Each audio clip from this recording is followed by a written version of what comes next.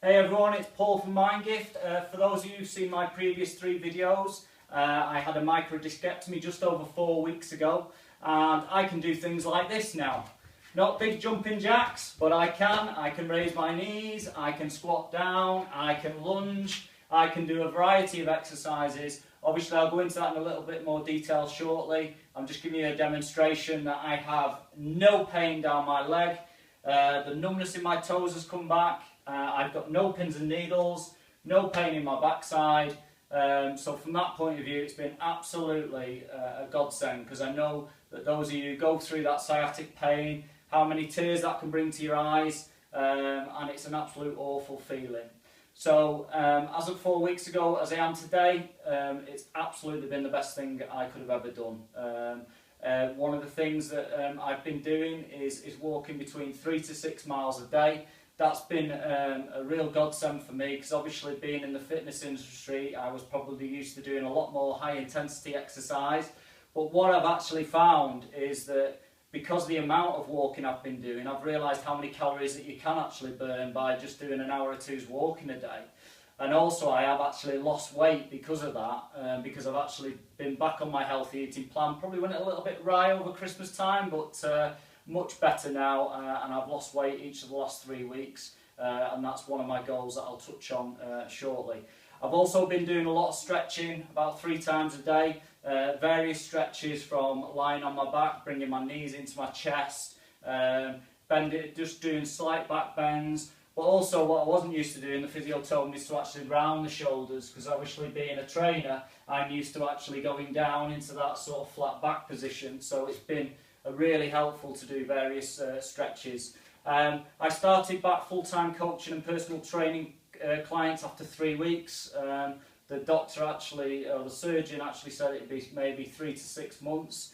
Obviously I think because I was in good shape prior to that, it's really helped me to get back into to work very quickly. I did drive for the first time after 3 weeks.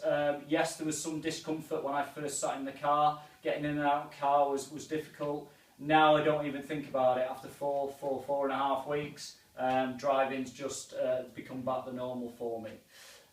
This week I'll be starting to use strength exercises, and I use a set of bands for that, which I train a lot of clients with. And the great thing with these is there's no pressure on my back, so I can start to get some of my muscles working again on my arms. I can actually get my shoulders working. I'm going to leave off the back for a while under the physio's instructions, and my legs are just going to be mainly done through walking. So it's really important that, because we're losing muscle mass all the time, if we're not doing any strength work, that we get that in alongside the walking.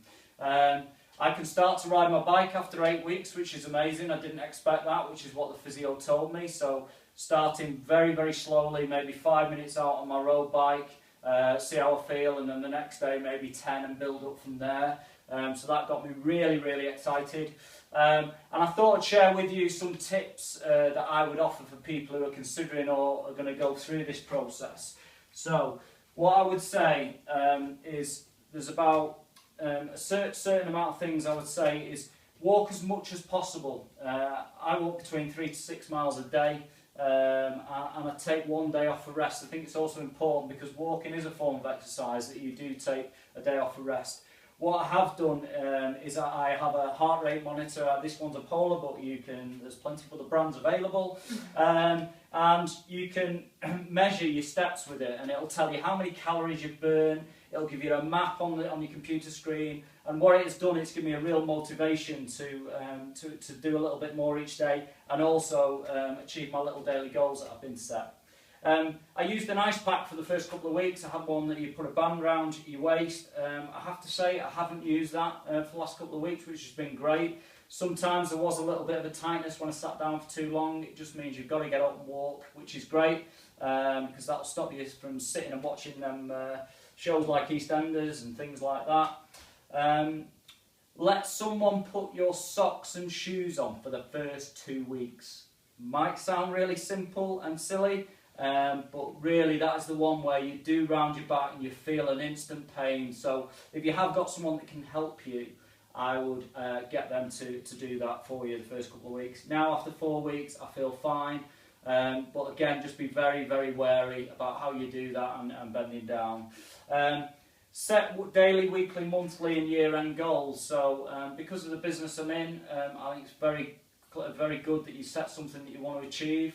And one of my goals is when we go to Spain in 5 months' time, I'm going to be jogging along the beach, and I've visualised that, and that's going to happen. And the great news is my consultant physio backed that up the other day and said that would be fine to be jogging by then. I'm also going to be in the best shape of my life by the 1st of December of this year, because I want to achieve the best physique that I have ever had.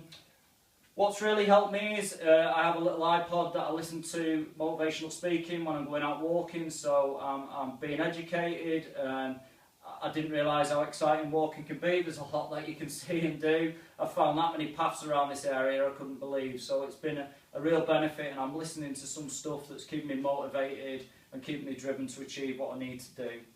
And as you get better, be careful not to let the old habits creep back in. Things like getting in and out of bed, it's quite easy to all of a sudden throw yourself into bed like the old days, but actually use the techniques that you taught when you've had the surgery to get in and out of bed, and getting in and out of a car. You know, really important that some of these habits the old habits we had, that we don't let them creep back in. So I just thought that would give you a few good tips that'll help anybody that's going to go through after the first 4 weeks. But overall, I am absolutely over the moon. I have the only slight irritation I have at the moment is tightness in my hamstrings, but that's both legs, and a little bit of tightness in my glute. It's not the same pain as what it was prior. When I spoke to the consultant physio, the hardest part is the recovery of the nerve damage, and that's the thing that takes the most, not actually the muscle, it's the nerve damage. So, but apart from that, I'm really happy with the progress. Like I say, walking's really helping. Going to start strength training this week, and I will give a further update, or if you've got any questions, please leave them below. But I hope you found that useful, and I will hopefully speak to you all soon.